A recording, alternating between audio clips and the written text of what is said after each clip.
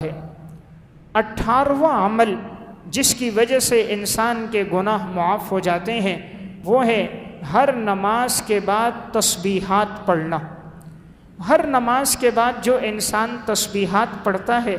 یعنی 33 مرتبہ سبحان اللہ، 33 مرتبہ الحمدللہ اور 34 مرتبہ اللہ اکبر، تو حدیث میں آتا ہے کہ جب یہ تعداد پوری کر دے اور پھر پوری کرنے کے بعد یہ کلمات بھی کہے لا الہ الا اللہ وحدہ لا شریک لہ لہ الملک ولہ الحمد وہو علی کل شیء قدیر، یہ کلمات بھی کہہ دے تو اللہ اس کے سارے گناہوں کو معاف فرما دے گا۔ تو نہایت مختصر عمل ہے۔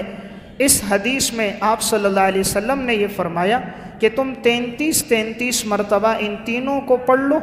اور آخر میں یہ چوتھا کلمہ پڑھ لو تو 100 کی تعداد پوری ہو جائے گی اور ماضی کے سارے گناہ معاف ہوں گے۔ قال رسول اللہ صلی اللہ علیہ وسلم من سبح اللہ فی دبر کل صلاۃ، جو شخص ہر نماز کے بعد 33 مرتبہ سبحان اللہ پڑھے، وحمد اللہ ثلاثا وثلاثین، 33 مرتبہ الحمدللہ، وکبر اللہ ثلاثا وثلاثین اور 33 مرتبہ اللہ اکبر، فتلک 99 یہ 99 ہو گئے۔ وقال تمام المئہ، اور اپنی 100 کی تعداد کو پورا کرے اور یہ کلمہ کہے لا الہ الا اللہ وحدہ لا شریک لہ لہ الملک ولہ الحمد وہو علی کل شیء قدیر، غفرت خطایاہ، اللہ اس کے گناہوں کو معاف کر دے گا۔ وَإِن كَانَتْ مِثْلَ زَبَدِ الْبَحْرِ، اگرچہ سمندر کی جھاگ کے برابر کیوں نہ ہو، سمندر کی جھاگ کے برابر بھی ہو تو اللہ گناہ معاف فرما دے گا۔ تو بڑی فضیلت والا عمل ہے۔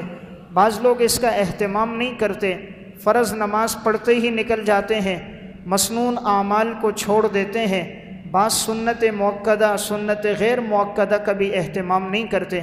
اس لیے ان اعمال کا اہتمام کیا جائے۔ بہتر یہ ہے کہ جن فرض نمازوں کے بعد سنت مؤکدہ ہے وہاں پر انسان ان وظائف کو آخر میں پڑھے، جیسے ظہر کی نماز ہے، عشاء کی نماز ہے، مغرب کی نماز ہے۔ ان نمازوں میں انسان یہ کرے کہ فرض نماز کے بعد 3 مرتبہ استغفر اللہ استغفر اللہ استغفر اللہ، پھر اللہم انت السلام ومنک السلام تبارکت یا ذا الجلال والاکرام، اور اس کے بعد آیت الکرسی پڑھ لے کہ حدیث میں آتا ہے کہ جو انسان فرض نماز کے بعد آیت الکرسی پڑھتا ہے تو اس کے اور جنت کے درمیان میں صرف موت کا فاصلہ ہوگا، انتقال ہوگا تو یہ جنت میں داخل ہوگا۔ پھر انسان سنتیں پڑھ لے، سنتیں پڑھنے کے بعد آخر میں ان وظائف کو پڑھے۔